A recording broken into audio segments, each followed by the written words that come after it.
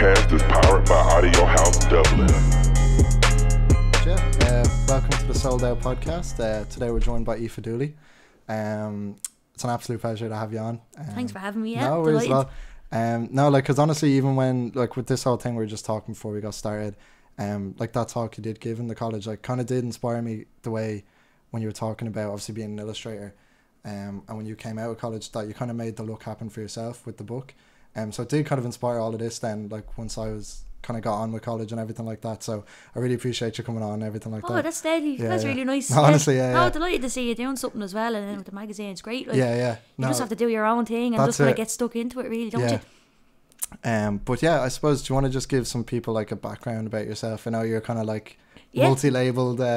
Yeah, I kind of do a bit of everything now, really. I like to try something new every year. Yeah. So my main job is working as a freelance illustrator. So I do a lot of work with ad agencies, and then I do a lot of my own stuff as well, and write and illustrate books, and I'd sell prints and that kind of thing. And then I work as a stand-up comedian as well. It's like illustrator by day, comedian by night. And I like to I like to start writing as well. I haven't actually that's something I never thought that I'd enjoy, because I wasn't really good in school at English. I was in a lower level English class, so it was something that I never really had confidence in. But I decided then that I wanted to start writing more and just kind of my own stuff.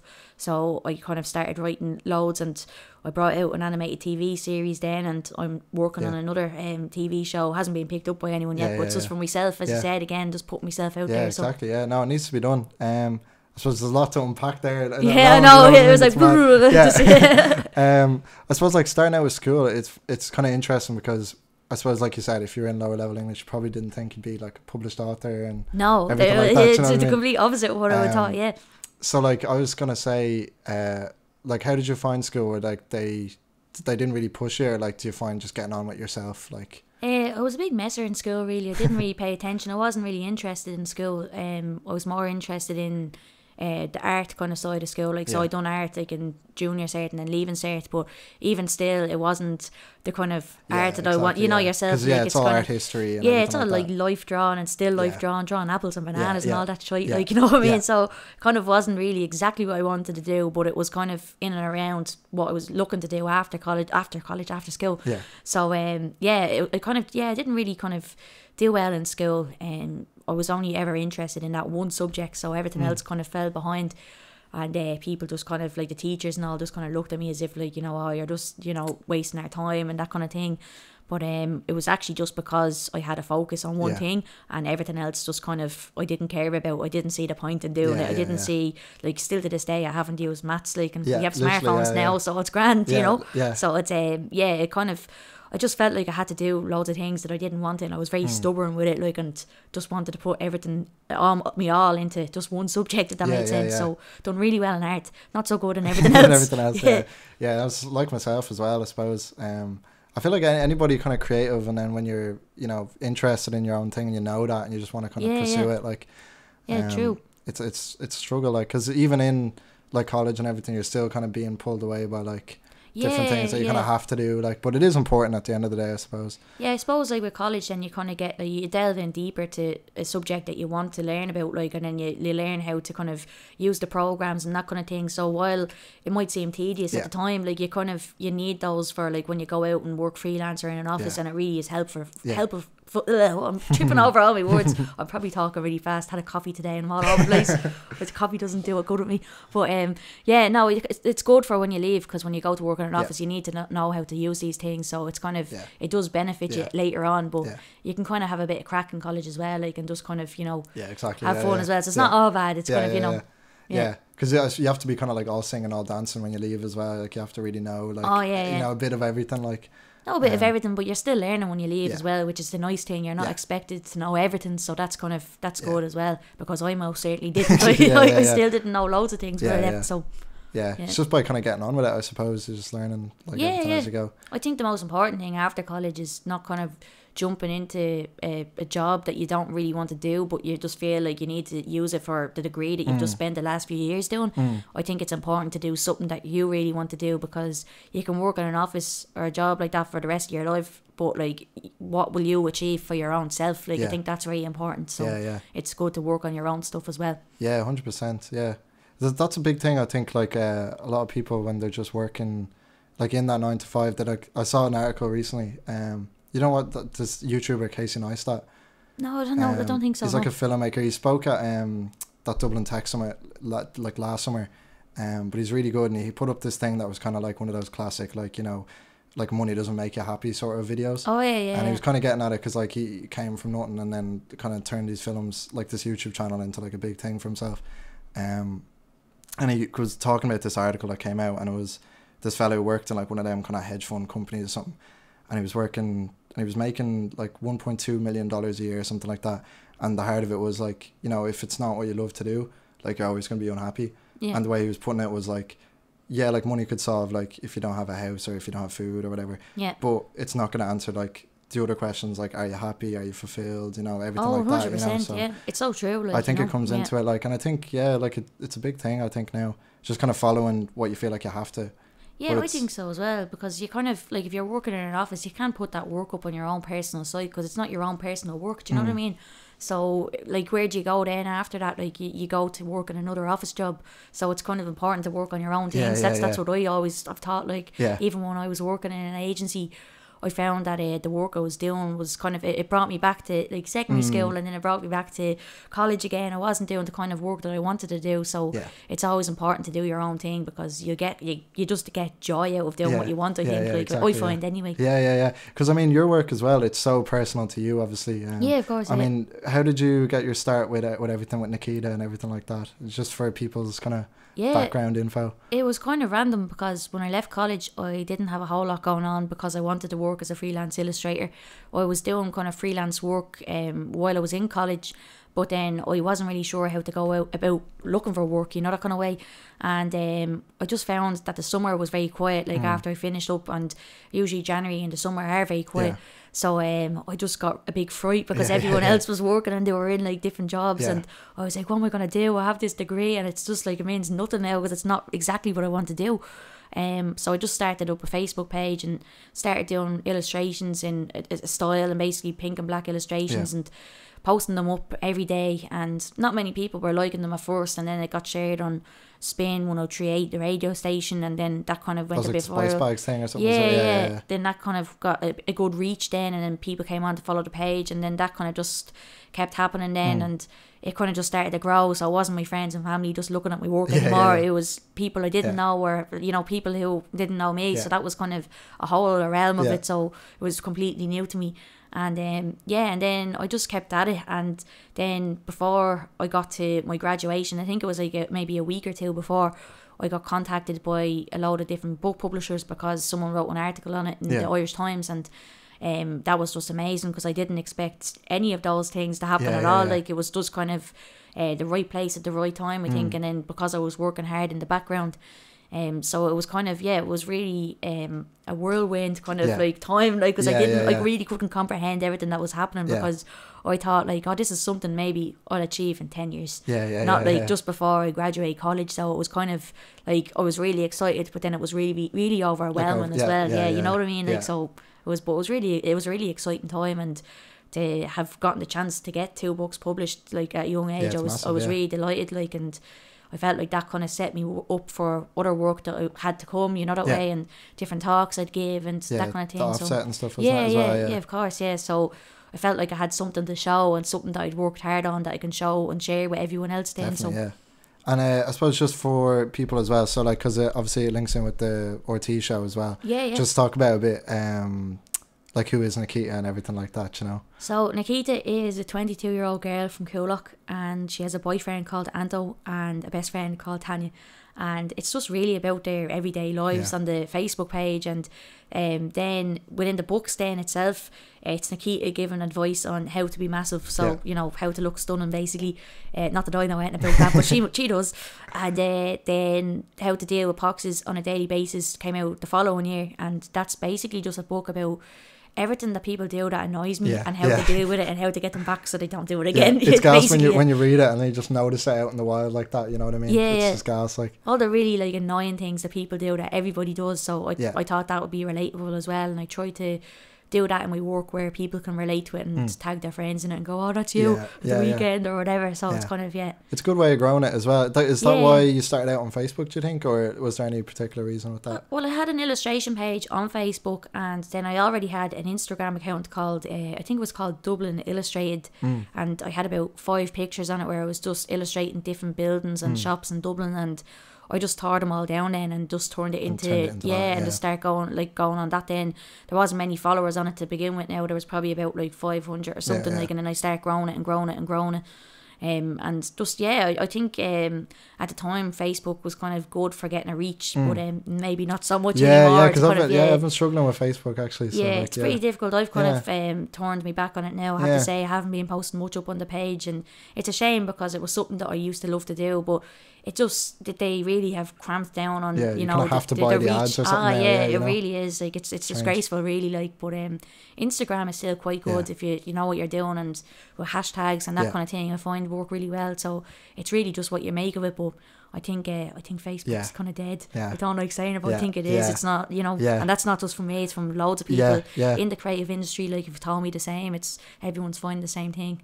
So, I think one of the only things that keeps Facebook going, I feel like, are like the events.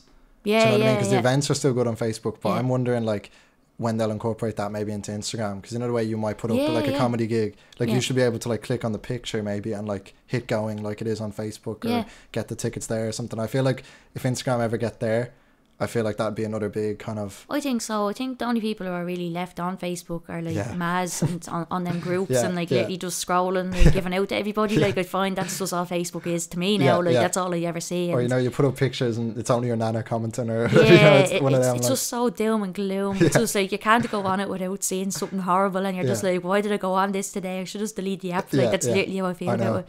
Yeah, it's that and the groups I feel like are the only two things. But yeah, I'm the same. I don't know why I kind of keep going back. I think it's just probably out of like just habit, like, and just kind of like, because it was great at one time, like everyone was on it, and it was kind of the only one. It was good laugh, like, it was good laugh, like, but it's kind of, I suppose it's like Bebo and MySpace, you know, it has its expiration date, and you know. Yeah, definitely. And then obviously, so more recently then got turned into the animated show. Yeah. So is that like you did the animation, didn't you? Yeah, so I done the illustrations, and then basically then I hooked up with my friends who work in Digital Beast. That's their company, and then they done all the animation side of it, because I do know how to animate slightly, but like I wouldn't be like their proper animators, exactly, you know what I mean? It was a lot of work, I'd say. Exactly, it was. You know, so no, big time. I think it was like, it took 2 weeks to make like one episode, like, and it was like 4 minutes an episode or something, exactly, so it's intense, like, and I don't think I'd have the attention span for that, so I was delighted to work with someone on it, and someone who could really produce it the way that I wanted it to look, you know, that way. So but I done all the scripts, and then I done all the illustration and rigged all the characters up and that kind of thing. No, that's good. And like, so when about did, like, how long kind of was it from you writing it and then to it being completed?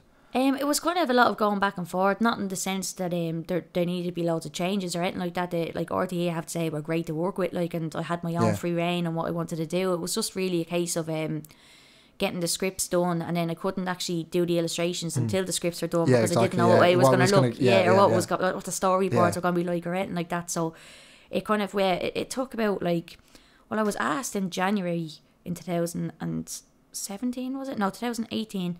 And then I really got started on it then during the summer, because we were trying to kind of see who I could work with, like what animations, those kind of things. There's a lot of pieces to fall into place. Yeah, exactly. There's a lot of planning that goes into it before you actually get started, which is bad for me, because I'm very impatient and I like to just get stuck in and dive into something.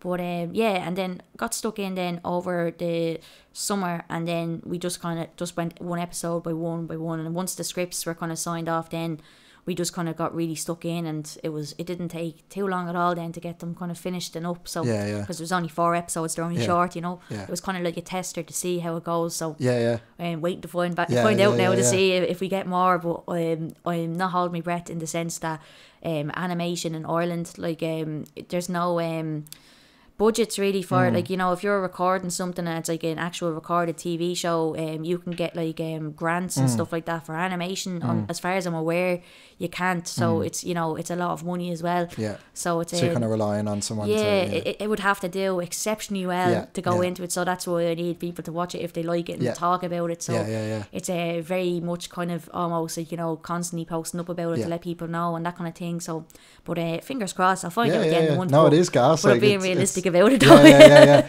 Because it's on the RTE Player, obviously, for anyone who wants to check it out. Please watch and repeat. Share it with at least one friend or bad luck, something like that.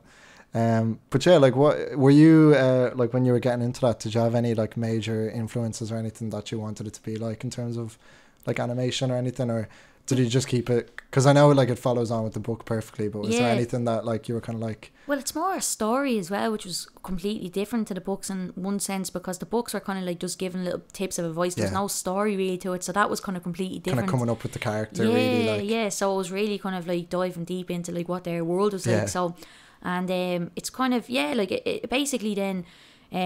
I was thinking like, I wanted it to be kind of like a sitcom, like where it was kind of, you know, the way you have the breakers like in that 70s show, and that very much that kind of thing, and just really quick and fast paced. But I wanted it to be its own thing as well, like, because something like that hadn't really been done before. So I was trying to kind of think of new ways to kind of bring in new animation and styles of animation as well. So I didn't try to kind of go too deep into who was inspiring me or anything like that either, because I didn't, because I find when I do that as well, so I'm not to spit in there. No, you're fine. I find that when I get focused in on like what other people are doing, like, you know, I kind of don't even realise that like I'm focusing too much on what other people are doing, and then I forget to do the work myself then, do you know that way? So and you can be like too influenced as well and stuff, of course, so, like, and that can happen to us all. It happens easily enough, like, as well, like, you don't even realise, like, you could see something like 10 years ago and think it's gas, and then that's probably a big thing, I suppose, in the comedy then as well. Oh, big time, you know, like, because there's always kind of those like people getting called out for like, oh, this bit is, you know, and it's a weird kind of little thing to navigate, because even I went to see like it's obviously it's kind of slightly different, but like Kevin Hart in the Tree Arena. And they, cool, like, I think it was Kevin Hart. But like when they like take your phones off you and all like that, because you can't, you know, film anything because it's not recorded yet and all that. Like it's interesting. Like, and obviously they do it for all the like smaller shows and stuff as well.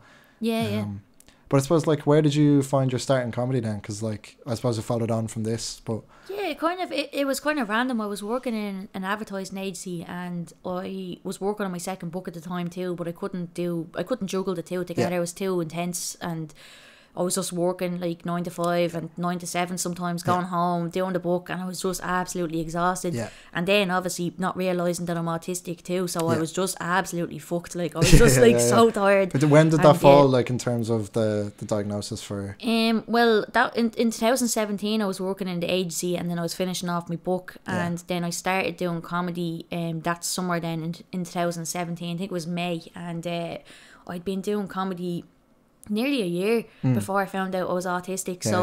It was in April 2018 then when I was diagnosed. So it was kind of it didn't come as a shock, because my friend had told me, you know, I think you should go for assessment, and you know, I think you should look into this. But you're not offended? No, I wasn't offended, because everything he was saying made sense to me, and then I was like, okay, I'll look into it a bit and see. And you know, but I was a bit kind of like, oh, I'd know if I was, what are you talking about?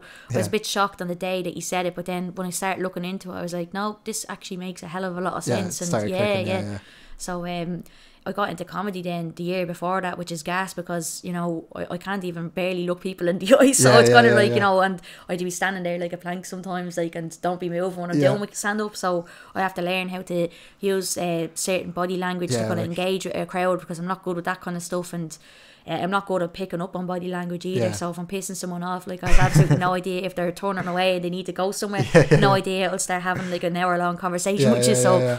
But so I really enjoyed doing the comedy as well, like when I started out, and then I kind of sunk into kind of a bit of a depression then after a while, like, because someone was harassing me online, and then I kind of stopped doing it for a while, so I'm actually getting back into it again now, because it's something that I really love and enjoy doing. So I was going to ask as well, because like you were so busy for so long, has 2019 been a bit of a break, or have you gotten a chance? Or I'm just really looking after myself now, and it's something I've never done before, because I didn't really give myself the chance after I was diagnosed, I literally was self-medicating and I was smoking weed all the time, and literally which is probably better than drink though, to be fair. So well, I think it's, you know, you think that, like, you know, everyone has that kind of perception, oh, it's just weed, and that's the danger of it, like, I suppose, because you can smoke recreationally, that's no bother at all, but once you kind of go into that sinkhole of you need it, and if it's not there, whatever, and you're trying to scrape through a box for little tiny dust bits, and you know, that's when you know you have a problem, like, and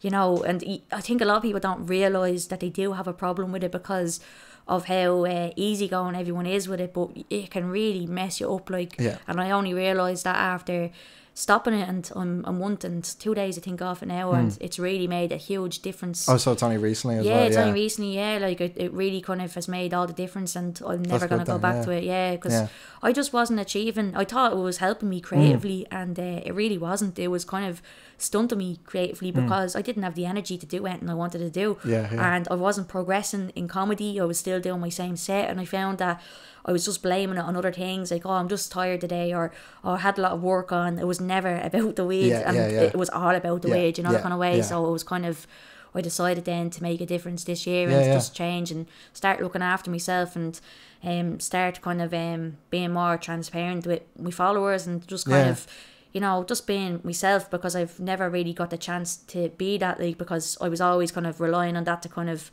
numb certain, like, do you know what I mean? Like, so it was kind of one of those things where I kind of said, right, well, once I got my diagnosis, I should really give up, and I didn't for a while. So now I'm kind of really just starting to figure out who I am at 27, which is a really weird and fucked up thing, but a nice thing as well, because you do be kind of wondering for the best part of your life, of course, like, who am I, like, so damn, that's crazy. That's a lot to unpack again. Like, I know.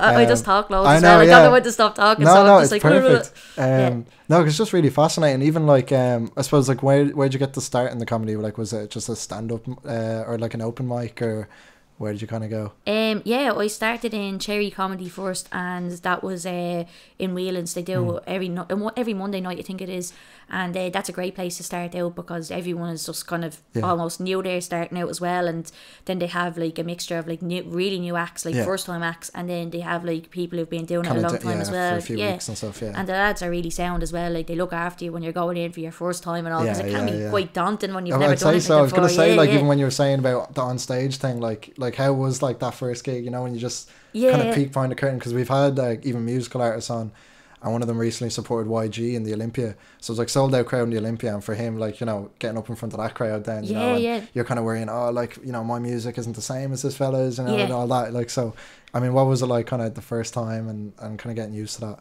It was kind of, I was kind of like intense for the first time, but then I just got on, and I probably talked about 1,000,000 miles per hour just to get the set over and done with. Like, I'd done a 9-minute set in probably like 5 minutes. I was just like running through it, and but then it went really well, like, and, you know, I got a good reception after it, so I said, oh, maybe this is something that I can kind of do then, and then I just started doing it more and more, and then within a month, then I was doing the Vodafone Comedy Festival in a big, huge tent, with 200 people, and that was scary. I had the shits all day. I was literally, I was so scared. It was just so terrifying.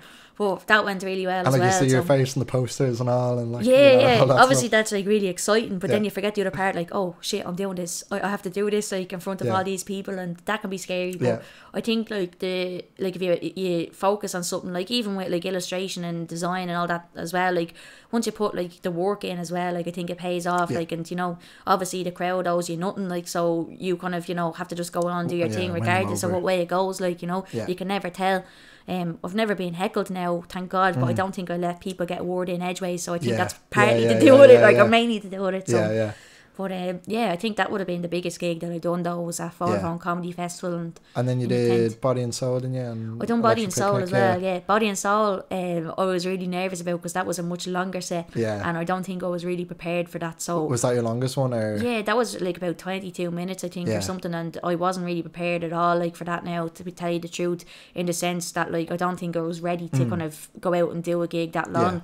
So I'm only kind of working on a longer set this year now to kind of try and start writing my own show, and, you know, getting into like the Laughter Lounge and doing like longer gigs and that kind of thing. So that's my goal for this year, to kind of just push it a bit more, like, and Is it hard to balance then that between you know, the comedy and then the illustration and stuff, or do you Well- like to be kept busy? Because I'm kind of like, I like to be kept busy as well, you know. Yeah, no, I love keeping busy and doing like the illustration during the day and then comedy in the night. But I'm actually combining the two this year, so Yeah. I'm gonna be doing illustration in my comedy, and then Yeah, the like, so yeah, I'll be using like maybe a flipboard for smaller clubs, and then for the bigger clubs I will Have a projection. or yeah, something. projection. That sounds cool. Yeah, and you know, maybe a bit of animation mixed in with it. I haven't seen people use animation in it, Yeah. so maybe that's something I can do once I nail down the set and see what works and what doesn't Yeah, work. yeah, like, yeah, and yeah. Yeah, no, because I know like Jimmy Carr does a bit of that in one of his specials. That's really good as well. But like, who did you look to anyone like when you were starting out? Was there any? Did you kind of, were you a watcher of stand up comedy, I guess, before you went in, or were you kind of more? I watch it here and there, but like I was never kind of like bet into it or anything Yeah, like yeah. that. Like I never kind of knew, like I know all the Irish comedians, Yeah, but I yeah. never kind of went outside that kind of comfort zone. So it was only really when I started then that I kind of started to look outside in Mm. different countries and meeting people at the Vodafone Comedy Festival and Yeah, you know, definitely, yeah, that yeah. kind of thing. And that was really cool because it kind of brought me into a world that I never thought I'd be in, if that Yeah, made yeah, sense. yeah, like, yeah. like I remember I met Chris Red at the Vodafone Comedy Festival, and he's an amazing Yeah, yeah. comedian. I don't know if you're familiar with him, but he's just, I'll he have to check can him out. he can literally just get up and like do a brand new set, Yeah, and just- everyone just gets it. Like he's Yeah. just so like unreal at like what he does.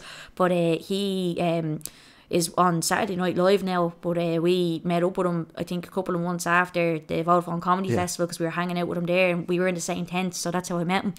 And I went over to LA then, and he said, "Oh, if you're ever over, hit me up." So of course I was gonna do that. Like I was gonna has to say, be done, yeah.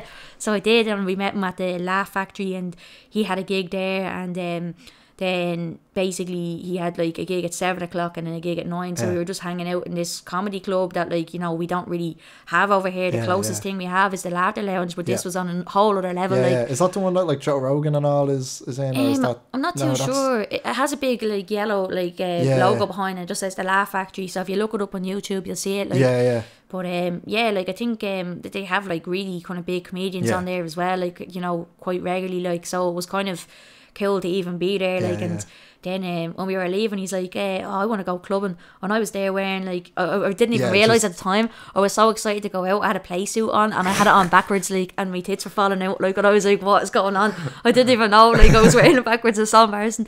And then I had Penny's flip flops on or something like that from like last year, like my last Yeah, holidays. yeah. And he's like, "I want to go clubbing," and me and my boyfriend are just looking at each other going, "Will we get in?" Like, and he's like, "Yeah, I've got you sorted." And then this like big black SUV pulls up, and That's like, gas. we just get in, and they're just playing like all Drake, and Yeah, they're yeah, asking me, yeah. did I like Drake? I didn't really like Drake. I was like, "Yeah, like Drake, I like it." And you say that, like, wherever we're going, yes, I'm just like, "Yeah, Yes, just yes, go yes. with it, just go with it." Probably And, gone to meet him or something like. Oh, it was so funny. And we went to the club, and it was this nightclub that I found out after that Paul McCartney got like refused from, and Jesus. like the guy from the Foo Fighters, the drummer, what's his name? Not the drummer, Oh, Taylor. I should know that. Yeah. Taylor Hawkins, is it? That sounds Or right. someone got like someone big, and I was like, "Oh my god!" And I got in my Penny's flip flops, like I was delighted. But I was so funny. And yeah, we were in this mad nightclub that like celebrities go Yeah, into. yeah, yeah. Didn't see anyone now, Yeah, like, yeah. you know, but we were like standing dancing on the chairs, and they had table service Mad with big stuff, bottles like- of vodka, and Yeah, yeah. cost a bomb, like, but we didn't pay for it, and he Yeah, just yeah, brought us yeah. out on this amazing night out, like, and class. yeah, and it probably will never happen again, Yeah, but yeah, I was that's happy what to I be mean, there. you have to, you have to just take those sorts of Yeah, things, though, don't you? That's gas. Yeah, it was amazing. It was a really good night. I'll definitely always remember, because I Yeah. don't think anything like that will happen again. So it's gonna, yeah, it was really cool. Yeah, like, yeah, you know, yeah. Well, you never know, because like if you keep going and everything like that, Yeah, 'cause yeah. you probably do like the runs again in terms of like the festivals and Yeah, all yeah. that again. So it was kind of Yeah. like the same way, like, you know, Olivia Colman getting her Oscar award. Did Yeah, you see yeah, that video? yeah, And she's yeah, like, that was great. "This is hilarious," and I she was know. like, "This is never happening again." That was me on that Yeah, night out. yeah, Yeah, I was yeah. like, "This is amazing." yeah, that was gas, because when I saw it and I was just like, that's Sophie from Peep Show. Do you know Yeah, what I yeah, mean? Like yeah. it's just I watched it about 10 times. I was so delighted for her, because she didn't even think, or there was no way in her know. mind she thought she was going to win, and then she was just so shocked, and she just but she had lost her words when she got up on stage. She was just, it's it was just so nice, yeah. Genuine or something, yeah, isn't it? It was really genuine, because when you look at all the people who get up and give the speeches, like, well, I'd like to thank the Academy. It's like they've clearly practiced and had some aspect in their mind that they were confident enough. Well, they probably that they have won it before. Yeah, and all that, exactly. So. Like, so I was delighted to see, like, literally Sophie from Peep Show with it. Like, I was like, go on. Gas, yeah. Do you know what I've been obsessed with recently? I'd never seen it. Was Extras. Did you ever see that? Extras, yeah. I've only just gotten into it. It's it? so funny, yeah. Yeah, it's brilliant. Because like I think Netflix promoting all of his stuff because like he has that new one coming out or something. But yeah, what's that new one? I seen an ad for it. The one it was where Afterlife or something. Yeah. I watched like a podcast with him with Ricky Gervais, and he was kind of talking about it. Apparently, it's like I guess another character, and it's just kind of like his wife dies suddenly, and it's just kind of like a dark comedy, I guess, about depression and about okay. You know, I think he does a lot of that kind of stuff, like with Derek and stuff as well. Yeah. It was pretty interesting, like, but I don't know, I'm excited to see it, but it's... You seen the ad for it with the little ginger kid, did you see that? Oh, I just thought that was funny. Yeah. Did you not see the ad? No. Oh, I'm not saying, you know what I'm talking about. I'm not saying it on the podcast. You look it up after. Fair. No, because I just watched that interview, I haven't gotten around to the ad yet. Yeah, that kind of definitely catches your attention. 100%. It's we're going to know what we're talking about then. Yeah. But yeah, I mean, is there like because obviously when you started everything, I mean, you probably didn't exactly know you were going to go into like books and then kind of TV. You're kind of like crossing everything. Is there any like, and then you said writing. I mean, is there anywhere that you kind of when you were younger, like you did want to go, that you're still kind of like maybe toying with the idea of going into or anything? Well, I was always another subject in school I was good at. I was very good at music and writing music. And I was hell-bent on being in a band. And I was going to be a rock star. That was it. That was exactly what I was going to do. That was what I was going to do. Until my auntie sat me down one day and she goes, you know, Aoife, this probably isn't going to happen. And she actually apologised to me there over the Christmas. She's like, if I had known you were autistic, I probably would have never said that to you, because I know how hurtful that probably was, because you were so hell-bent on it. But I used to play guitar. I can still play, and I still know all my chords. Like, I picked up a guitar there after 14 years there last year. I could tune it perfectly. So I still have it. Like, it's like riding a bike. Exactly. So I have to get back into it because it's something I really enjoyed as well. But that was something I wanted to do. That's funny because do you know that comedian Bill Burr? The American guy. He's apparently plays a lot of drums. I think he's always talking about it in his podcast, like just kind of keeping at it. And then he did like these sorts of, I think, like the warm-up act for his stand-up, I think, was like him in his band, sort of like, and they do like Led Zeppelin covers or something. It's like him playing the drums, like, you know, which pretty like sounds good, like, you know. To like get the crowd, I guess, like hyped up. So you never know, like, you know, something in a way different as well. Like, that's what I'm doing with illustration, just to kind of tie the two together. So it's similar enough in that sense. My boyfriend's a musician though, like, and he's a drummer, so I don't want to cramp his style.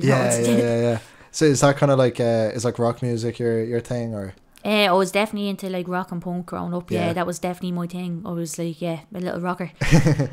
Growing up in Coolock in the early 2000s, which was probably a bad idea now that I think back on it, but like, sure, we all learn from our mistakes. But you could have ended up as was it like a banker, like in the central bank or something like that? I hung out there for a while, and then I thought everyone was dopes, so I just said to myself, like, no, why would I don't do this to yourself? I was never really a big drinker, like, although my family would probably say otherwise, but I really didn't kind of go out all the time, like, you know, knacker drinking as we used to call it. But I just I wouldn't have been a heavy drinker or anything like that, and I found that everyone around there kind of was, and it was like down on naggins every day and that kind of stuff, so I kind of wasn't really my thing. So I kind of wanted to play more music and be in a band, but then everyone who I tried to be in a band with, I was probably a little bit controlling because I wanted it to work so much. So I can see why it probably didn't work out. I'm definitely a lone wolf kind of worker, like I'm working on the side. So I was going to say that because I suppose even with like the book and all, like you're kind of just obsessively like doing everything yourself, like just writing it, illustrating it. So like, where do you think that's just, do you prefer like working alone, just kind of being alone, or? Well, I prefer working alone, but then it can be lonely as well, like, because I was gonna say, you know, I do like being around people, but I am very easily distracted, and I distract people very easily as well. So it's kind of one of those things where I get a lot more work done when I'm on my own. Yeah. But then I'll go out and have a coffee with a friend or something like during the day, or you know, I'll go out with my boyfriend and get a coffee.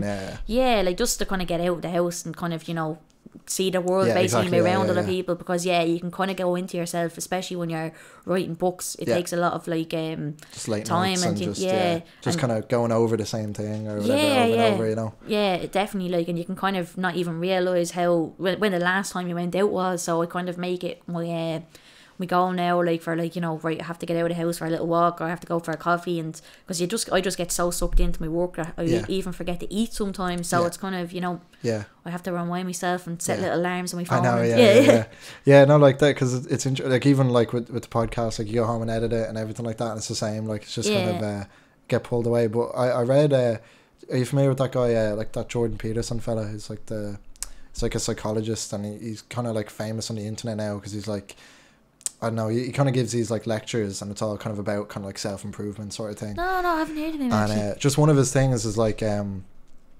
kind of relating back to the 9-to-5 job, but he's saying that sort of thing, like when you're in that zone, you know, when like you're saying, you forget to eat, you forget to do everything, you're just obsessed. He's like, you know, follow that feeling as well, in terms of like, you know, with illustration or whatever. You know, it's like when you have that kind of little... when you're on a roll, you're on a roll, like, keep going at it, that's kind of like, again, like, because he'd kind of deal with all the topics about like depression, everything, how to get out of it and all, and like, even like you're saying, just getting out of the house is just like a big thing. And and like, I think you forget about that, and you can kind of get so sucked into your work that like you don't even realise you're depressed, like, and that's kind of a big thing as well. And just staring at a screen as well. You definitely need to take a break and kind of get out, like, because, and I know that's easier said than done, and I would have been definitely one of those people who didn't go out at one stage, and I would have been like literally just working away and then just like getting up, working, going to bed, and it gets kind of like you need to get out and get a bit of fresh air, like, as like cliche as it sounds, but it really does you all the better, like, you know. Because what I've always found is, like, you know, when you've gone say a week without kind of seeing a lot of people or anything, and then the first time you do have to go back out, it almost seems a bit worse, rather than if you just kind of kept something going. Your anxiety, do you know what I mean? Yeah, big time. I was like that as well. Because now you're kind of a bit like, oh, now I haven't seen this person, is that weird? Or, you know, and all these little things like crop up. Big time. Yeah. That's no, I definitely would have been like that, or I would have stayed in for so long, and then not realising, oh, when's the last time I actually went out? I should probably go out, because I just end up getting takeaways and stuff when I'm working late, and going, oh, I deserve that, I'm going to be working to this hour, or I'll get another one tomorrow. And then by the time you know it, like, you don't even remember the last time you were out, like, and that's kind of sad, like, as well, you know what I mean? Because you kind of realise then, right, I'm putting all my energy into my work, but I'm not really taking very good care of myself either, so that's very important. Like, But it's good to hear, like, obviously all the stuff you were saying earlier just sounds like you are, so... Oh no, big time. I'm like a different person. I can't even recognise myself, to tell you the truth. I didn't think I'd ever be able to do it. So it's it's definitely made all the difference in my life for stopping, and I definitely suggest if anyone else was going through the same, and if there's 3 things you need to look at. But for me, this is why I was looking at them. If you haven't seen your friends in a long time and you haven't kept in touch with them, if you're scraping through your little box, looking, not that kind of box, I'm just saying that sounded disgusting. Your weed box, oh my god, that's so gross. Your weed box, and if you're looking for dust and you're going mad, waiting to get the next one. And then if you're really short-tempered, or you're kind of, you know, always thinking about it and waiting for the hours to pass where you can just sit down, and if you're looking at that as in a kind of a reward or a treat, and you just start smoking earlier in the day, you've got a problem, like, and whether you realise it or not, like, you do, like, so you need to kind of look at it, you know. And most people don't, so it's kind of, I think if someone had said it to me in that kind of way, maybe I would have taken kind it up, gone through a bit quicker, I would have looked at myself a bit different, because I think I grew up in a time where people thought you couldn't be addicted to weed, and that was a huge thing, where people were like, oh, you can't get addicted to weed, and I take everyone at face value, so I was like, oh yeah, that's grand, you can't, that's grand, I just do that every day, that's fine, and, and it's not like, it's grand if you're doing it recreationally, like, I've no bother with anyone doing that, like, you know, at all, like, but when you get into that sinkhole, as I said, you kind of just forget about everything else, and you really close yourself off, and that's when you're in trouble, you know, that way. So because it links in with something else actually that Jordan Peterson fella said. He was kind of like saying, sort of like, you know, if you kind of draft up, say, a schedule, or he kind of looks at it as like, you know, if you think of yourself as someone you're trying to help, so you're like your own mother or something, you know what I mean? And he's kind of saying, so then make a schedule for the week, and he's like, so set up the day that you'd like to have, and then, but don't set it up so that you're worse off than the day before. So obviously don't like not go to work or whatever like that. And he says just like if you kind of aim then at this schedule like and get it 51% of the time, you're making an improvement, and you know, just keep going with that. Yeah, then, it's like baby steps, exactly. You know, and then like anything you do positive, it always like, even I'm sure with like freelance stuff as well, sometimes when you get one job it leads on to like 3 others and they all come in at once, you know what I mean?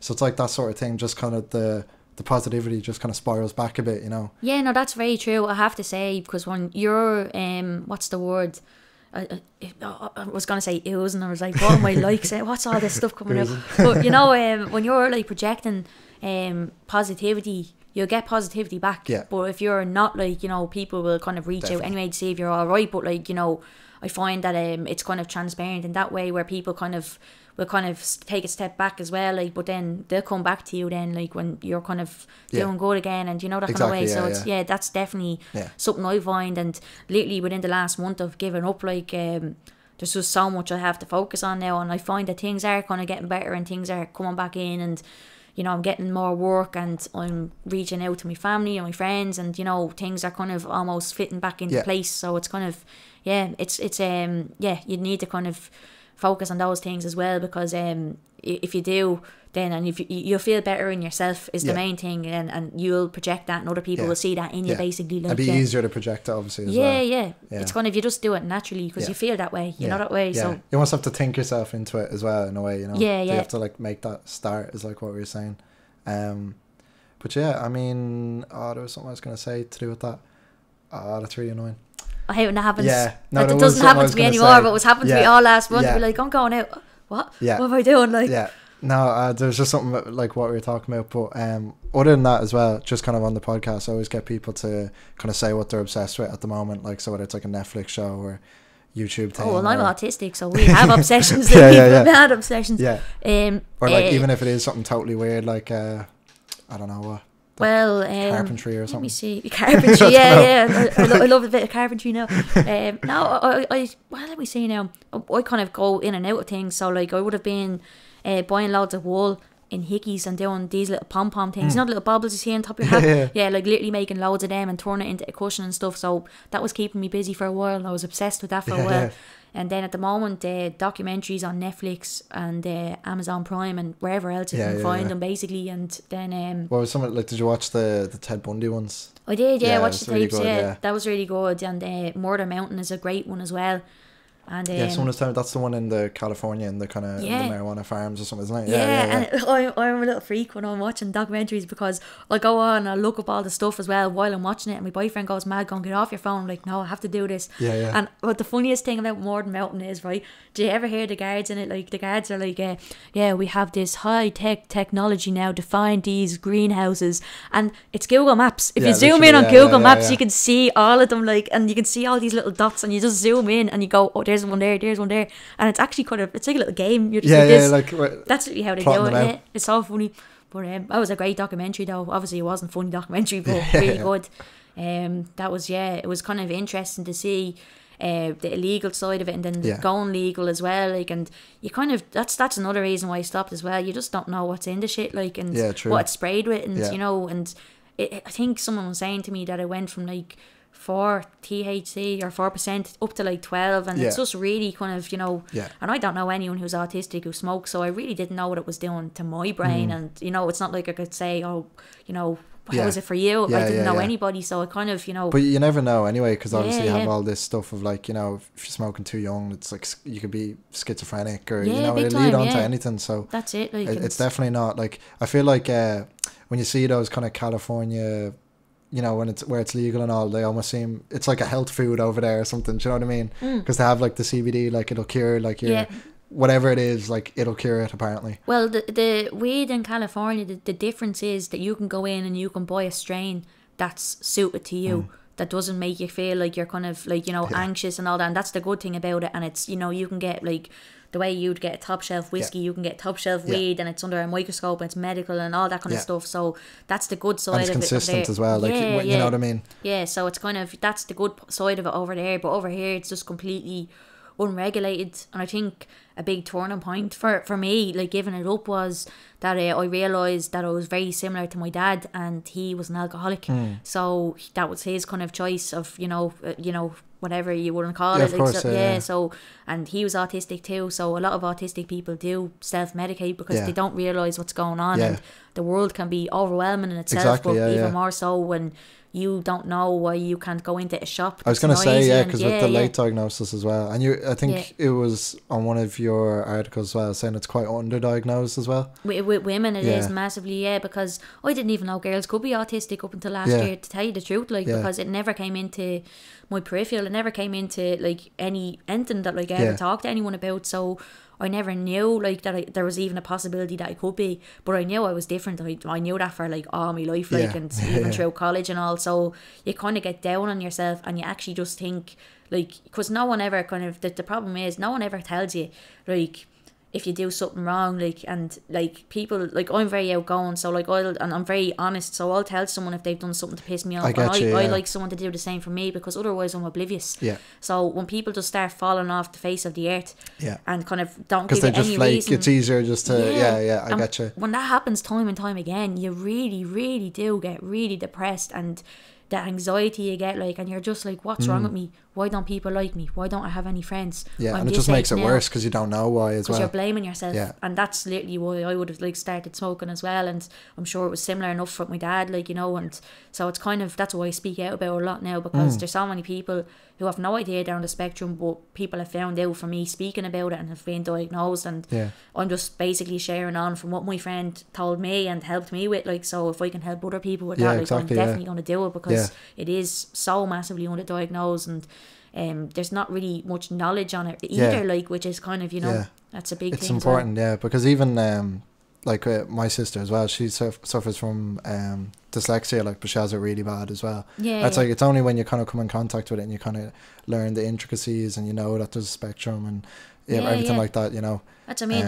There's a spectrum, and you only ever see one side of the spectrum in regards to autism, and it's the more severe side, and the higher needs, and you never really kind of look at yourself that way, so then you never think that you could be autistic, because that's what you think autism is. Do you know what I mean? So you're right. No, because I think it's important to know that you're kind of putting out, obviously educating people about it, and maybe they should get assessed or whatever, but as well that they can obviously be very successful, and everything like that, you know what I mean, so it's good that because some people might kind of even learn that and beat themselves up or something as well, I'd imagine, and I think that it was only after I found out that I was whoa, this is actually really cool, Gary Newman, you know him? You do, the musician, that song, it's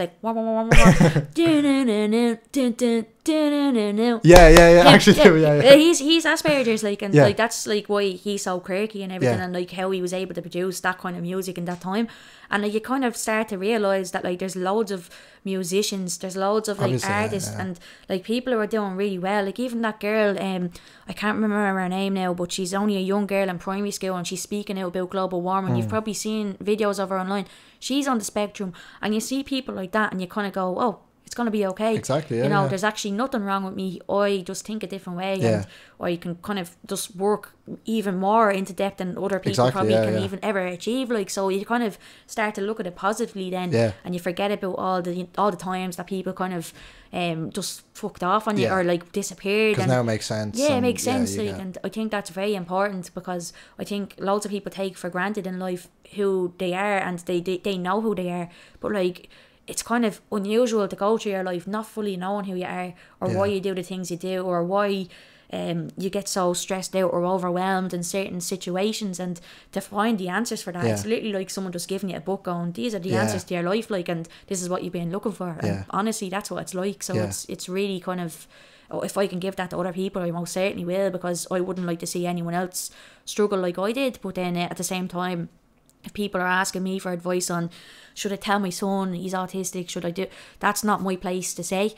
That's for them to kind of decide and do their research on. I would like to know, I can't actually say if I would like to know when I was younger if I was autistic, because I never got that opportunity. So I can't turn around and say I would have really liked to know.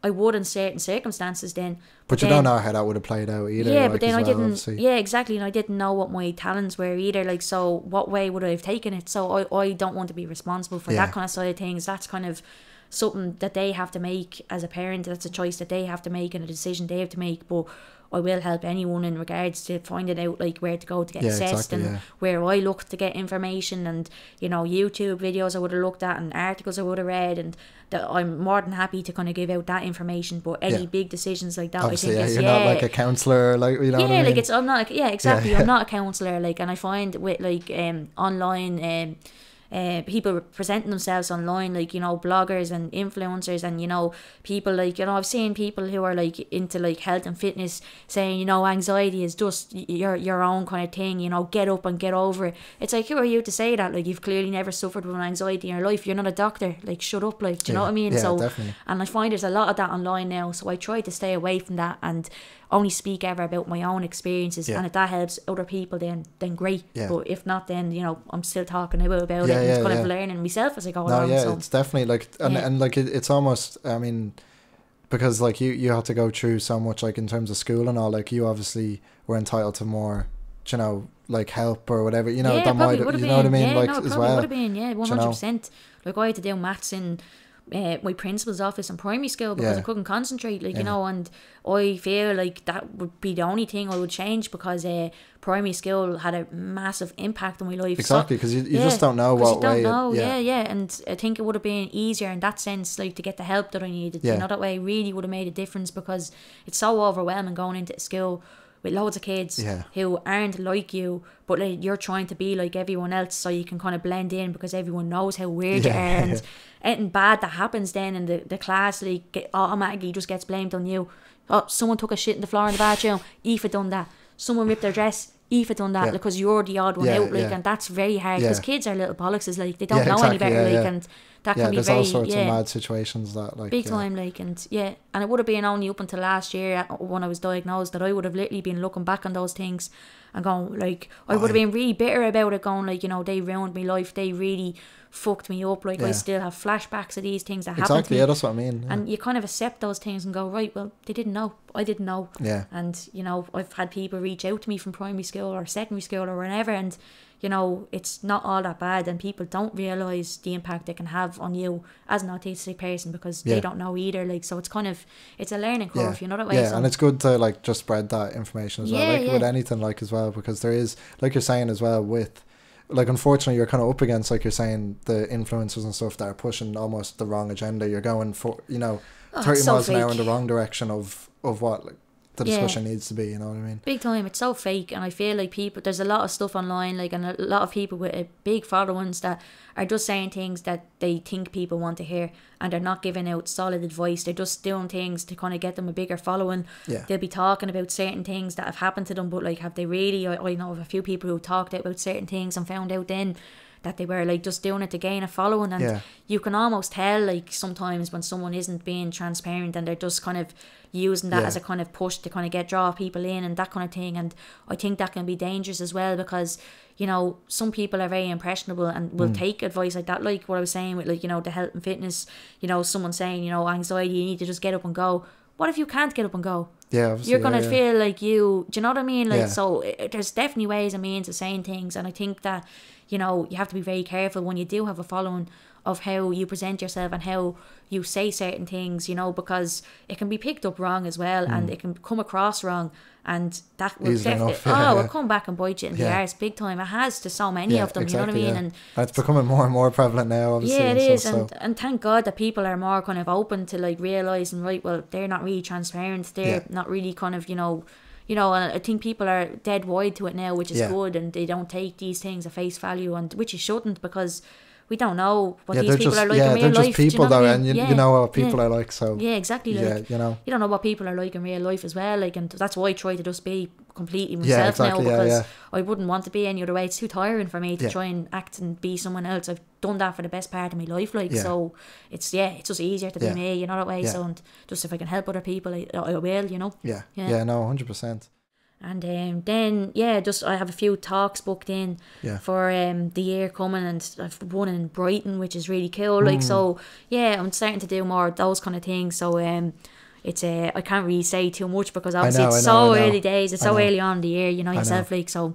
But yeah, big plans, like, to kind of do big things and just get like goals smashed this year. Yeah. Jeez, what my like goals smashed, do's and box scratching, like what the hell, like, jeez, sound like a little weirdo. But yeah, but like that's, yeah, I just definitely just want to kind of focus more this year on my work and then myself. And I think, as you were saying as well, and you're being positive, good things will come to you. And then with that as well, you kind of I think you kind of get to achieve those things that you kind of weren't focusing on either, like when you are kind of, you know, feeling like, you know, fit and healthy, and when you have the energy and stuff. So I'm looking forward to how the year kind of plans out. And I'm 28 this year as well, and 28 is a big number for me. My 28 is going to be like my 30th. Really? Yeah, I have a big weird thing with the number 28. Really? Like, like I have a weird kind of synchronicity thing.